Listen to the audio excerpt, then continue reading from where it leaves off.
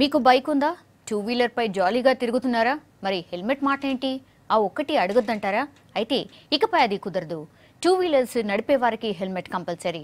ఒక సిటీయే కాదు, స్టేట్ వైడ్గా ఈ రూల్ను అమలు చేయనుంది ట్రాన్స్పోర్ట్ డిపార్ట్మెంట్.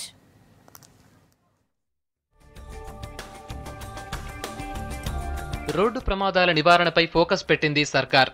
రాష్ట్ర వ్యాప్తంగా టూ వీలర్స్ నడిపే వారికి హెల్మెట్ కంపల్సరీ చేయాలని డిసైడ్ అయింది. రోడ్డు భద్రతకు చేపడుతున్న చర్యలపై నివేదిక ఇవ్వాలన్న సుప్రీంకోర్టు ఆదేశాలతో ప్రభుత్వం అలర్ట్ అయింది. 25 శాఖల ఉన్నతాధికారులతో road safety council transport minister Mahender Reddy సమీక్ష సమావేశం నిర్వహించారు. ఇకపై టూ వీలర్స్ నడిపే వాళ్లంతా హెల్మెట్ తప్పనిసరిగా వాడాలని నిర్ణయించారు మంత్రి. అన్నిటికన్నా ముఖ్యంగా ఈ రోడ్ యాక్సిడెంట్లో టూ వీలర్స్ ఎక్కువ యాక్సిడెంట్ అవుతున్నాయి. దాంట్లో యువకులు ఎక్కువ చచ్చిపోతున్నారు కాబట్టి దాన్ని కంట్రోల్ చేయడానికి కూడా హెల్మెట్ కూడా కంపల్సరీ అని చెప్పేసి కూడా మీటింగ్లో చర్చకు వచ్చింది.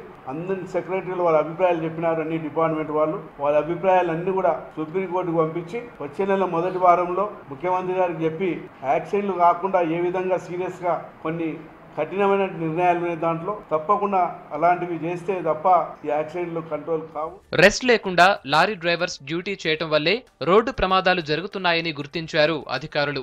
ఇకపై స్పీడ్గా నిర్లక్ష్యంగా డ్రైవింగ్ చేసే వారిపై చర్యలు తీసుకుంటామన్నారు మంత్రి. ఆన్లైన్ క్యాబ్స్ పై నిఘా పెట్టామన్నారు. యాక్సిడెంట్స్ ఎక్కువగా జరిగే టర్నింగ్ పాయింట్స్ దగ్గర వార్నింగ్ బోర్డ్స్ ఏర్పాటుతో పాటు ఆర్టీఏ చెక్పోస్టుల దగ్గర తనిఖీలు చేస్తామన్నారు. హైవే మీద లారీలన్నీ కూడా వారంలో 3 రోజులు ఒకే డ్రైవర్ నడపడం వల్ల 3 రోజులు నడిపి 3 రోజులు రెస్ట్ తీసుకుంటారు. కాబట్టి అలాంటి డ్రైవర్ల ద్వారా ఎక్కువ యాక్సిడెంట్లు అని చెప్పి రిపోర్ట్ కూడా వచ్చింది.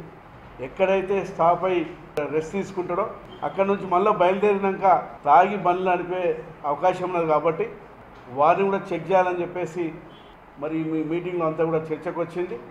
ఆ విధంగా కంట్రోల్ చేసినట్టయితే హైవే మీద లారీలు ఎక్కువ యాక్సిడెంట్ కాకుండా ఉంటుంది. మరోవైపు ప్రమాదాల నివారణపై నివేదిక రూపొందించే పనిలో పడింది ట్రాన్స్పోర్ట్ డిపార్ట్మెంట్. సీఎం కేసీఆర్ ఆమోదం తర్వాత నివేదికను సుప్రీంకోర్టుకు పంపనుంది.